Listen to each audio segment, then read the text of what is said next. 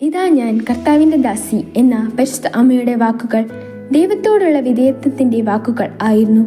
ലോക പരിത്രാതാവിനോടൊപ്പം അനേക യാതനകൾ അനുഭവിക്കേണ്ടി വരും എന്നറിഞ്ഞിട്ടും അങ്ങേ വചനം പോലെ എന്നിൽ ഭവിക്കട്ടെ എന്ന് പറയുവാൻ അവൾ സന്നദ്ധയായി. ഈജിപ്തിലേക്കുള്ള പ്രയാണവും പ്രത്യാഗമനവും നസ്രത്തിലെ വിനീതമായ ജീവിതവും ദാരിദ്ര്യ ക്ലേശങ്ങളും എല്ലാം അനുഭവിക്കാൻ അവൾ ഒരുക്കമായിരുന്നു. മിശിഹായുടെ പരസ്യ ജീവിതവും പീഡാസഹനവും കാൽവരിയിലും പരിശുദ്ധ അമ്മ ദൈവ തിരുമനസ് നിറവേറ്റി നമുക്ക് മാതൃകയായി.